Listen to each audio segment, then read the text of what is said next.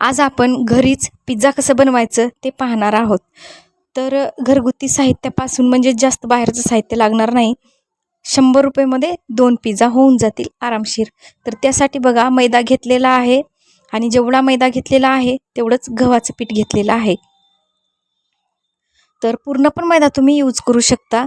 जर तुम्ही जास्त मैदा यूज केलात पूर्ण तर स्पंजी पण होईल आणि टेस्ट पण खूप मस्त लागेल. तर सुरुवातीला आपण बेस तयार करणार आहोत. तर मी लहान लेकरांसाठी बनवणार आहे तर जास्त मैद्याचा वापर करणार नाही आहे. तर अर्धा मैदा वापरला आहे आणि अर्धं पीठ वापरले, गव्हाचं पीठ वापरले. तर त्याच्यामध्ये आता मी 2 पिझ्झा बनवणार आहे. तर 2 पिझ्झा बेस बनवणार आहे सुरुवातीला. तर त्यासाठी नॉर्मल जी मीडियम साईजची असते 1 वाटी मैदा घ्या, 1 वाटी गव्हाचं पीठ घ्या. नाहीतर तुम्ही फक्त मैदा घेतलात ना तर स्पंजी होईल. तर त्यामुळं मैदा 2 वाटी घेतलात तरी चालेल. त्यानंतर त्याच्यामध्ये 5 ते 6 टेबलस्पून दही टाकायचे. बाहेरचं असेल तरी ठीक आहे, घरचं असेल तरी ठीक आहे. आणि त्यानंतर व्यवस्थित मळून घ्यायचे. जसं की आपण चपातीसाठी मळतो त्यापेक्षा थोडं गच्चच मळा, म्हणजे थोडं जाडसरच. त्यानंतर मी घेतलेला आहे अर्धा टेबलस्पून खायचा सोडा किंवा तुम्ही अर्धा टेबलस्पून इनो, दोन्हीपैकी काहीही टाकू शकता. थोडं पाणी टाकून घेऊयात ॲक्टिवेट होण्यासाठी आणि त्यानंतर हे पण आपल्याला पिठामध्ये मळून घ्यायचं आहे. तर मी प्रज्ञा कदम, प्रज्ञाच किचन स्टुडिओमध्ये आपलं अगदी मनापासून स्वागत. माझे विविध रेसिपीज आहेत, युनिक रेसिपीज आहेत. माझ्या यूट्यूबला व्हिजिट द्या, पहा, नक्कीच तुम्हाला आवडतील आणि सबस्क्राईब करायला विसरू नका. जसं मी तुम्हाला दाखवत आहे तसं सेम केलात तरच खूप छान होईल, रिझल्ट पण व्यवस्थित येईल. स्किप न करता पहा, मी पण तुम्हाला स्किप न करता दाखवत आहे. तर व्यवस्थित मळून घ्यायचे. जशा पद्धतीनं मी जे टाकलेलं आहे तशा पद्धतीनं व्यवस्थित मळून घ्या. आणि आपल्याला हे रेस्ट करण्यासाठी जवळपास 15 मिनिट झाकून ठेवायचे. जळून दाखवते बघा, अशा पद्धतीनं झालेलं आहे. तर आपण झाकून ठेवूयात 15 मिनिट. 15 मिनिट झाकून ठेवले. तर 15 मिनिट झालेले आहेत. त्यानंतर 2 करायचे आहेत, 2 पिझ्झा करायचे आहेत. तर मी 2 भागामध्ये डिवाईड करून टाकते.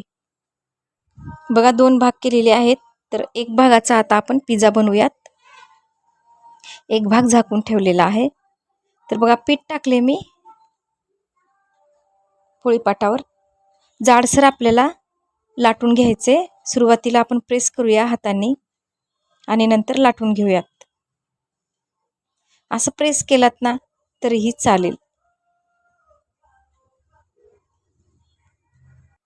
लाटून थोडंसं घ्या हाताने, थोडं करा आणि कटकटने. हे बघा मी असं करणार आहे, तर ज्यामुळं व्यवस्थित लूक पण येईल आणि व्यवस्थित बेस पण तयार होईल. काटा चमच्यांनी हे बघा, त्यानंतर काटा चमच्यांनी असे होल पाडून घ्यायचे आहेत आपल्याला.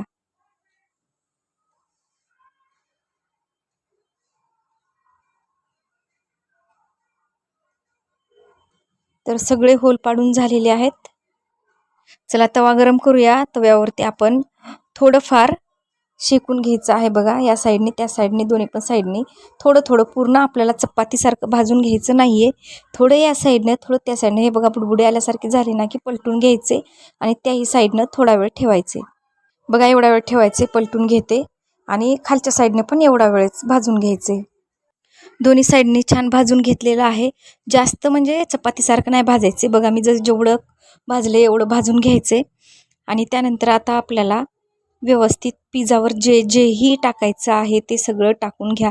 पिझ्झा सॉस टाकून घ्या. व्यवस्थित पिझ्झा सॉस परतवून घेऊयात, सगळीकडे लावून घेऊयात. Tomato sauce, pizza sauce mix करून लावायचा असेल तर तुम्ही मिक्स करून लावा. मी मिक्स करून लावत आहे. तुम्हाला फक्त पिझ्झा सॉस लावायचा असेल तर तुम्ही फक्त पिझ्झा सॉसही लावू शकता. तर हा झालेला आहे आपला बेस. त्यानंतर व्यवस्थित पिझ्झा सॉस लावून घेऊन त्यावरती तुम्हाला जेही, फक्त तुम्हाला प्लेन पिझ्झा करायचा असेल तर तुम्ही फक्त चीज टाकू शकता आणि तुम्हाला काही भाज्या टाकायच्या असतील तर तुम्ही तेही टाकून करू शकता. किंवा तुम्हाला पनीर पिझ्झा करायचा असेल तर त्यावरती तुम्ही पनीर टाकू शकता. तर मी पत्ता गोबी, टोमॅटोज आणि कांदा टाकणार आहे. मी दुसरं काहीही टाकणार नाही आहे. आणि चीज तर टाकणारच आहे. तर सुरुवातीला आपण बघा अशा पद्धतीचं चीज आहे माझ्याकडं. तर सुरुवातीला आपण चीज पूर्ण सगळीकडे टाकून घेऊयात. पहिल्यांदा चीज सगळीकडे टाकून घ्यायचे. त्यानंतर जेवढ्याही भाज्या तुम्हाला तिथं ठेवायच्या आहेत पिझ्झावर ते तुम्ही यूज करायचे आणि त्यानंतर परत चीज टाकून घ्यायचे. तर पिझ्झा बेसवर सगळीकडून भरभरून चीज टाकून घेतले. त्यानंतर आपल्याला जेही भाज्या ठेवायच्या आहेत ते भाज्या ठेवून घ्यायच्यात. बघू शकता सगळं ठेवून दिलेले जेही मला ठेवायचे तेवढं सगळं. आणि त्यावरती परत आपल्याला चीज पूर्ण भरून टाकायचं आहे.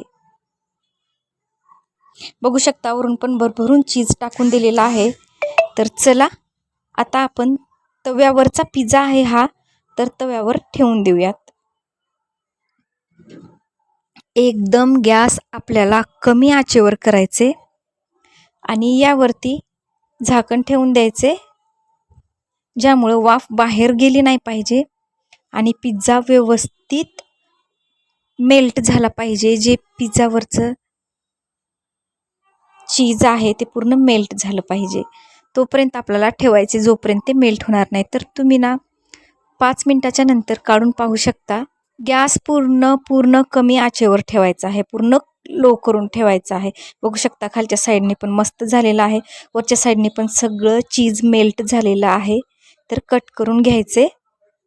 नक्कीच तुम्हाला पिझ्झा आवडला असणारच. कमेंट करून सांगायला विसरू नका. केल्याच्या नंतर आवडल्याच्या नंतर कमेंट करा, सबस्क्राईब करा आणि बेल आयकॉन प्रेस करा, ज्यामुळे माझे नवीन नवीन रेसिपीज तुमच्यापर्यंत पोहोचतील. तर चला कट करून घेऊयात. बघा कट करून घेतलाय. बॅक साईडने पण बघू शकता, दाखवते मी तुम्हाला. हे बघा बॅक साईडने पण व्यवस्थित झालेला आहे, बिलकुल कच्चा नाही आहे बेस. तर नक्कीच कमेंट करा आणि करून पहा, कारण काहीच इन्ग्रेडियंट्स लागत नाही आहेत, घरगुती सगळं आहे आणि तव्यावरचा पिझ्झा आहे. नक्कीच ट्राय करा.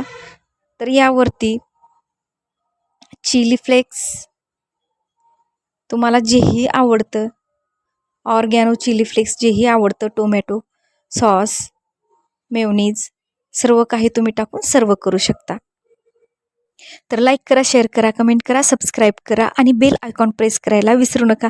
माझ्या अशीच युनिक आणि नवीन नवीन रेसिपीज आणि सोप्या रेसिपीज पाहण्यासाठी बेल आयकॉन नक्की प्रेस करा. तर मस्त खा, मस्त राहा, एन्जॉय करा, खुश राहा, आनंदी राहा आणि माझे नवीन नवीन रेसिपीज पाहत राहा. वाव, किती सुंदर झालेला दिसतंय ना पिझ्झा. तर भेटूयात अशाच पुढच्या व्हिडिओ. तोपर्यंत थँक्यू.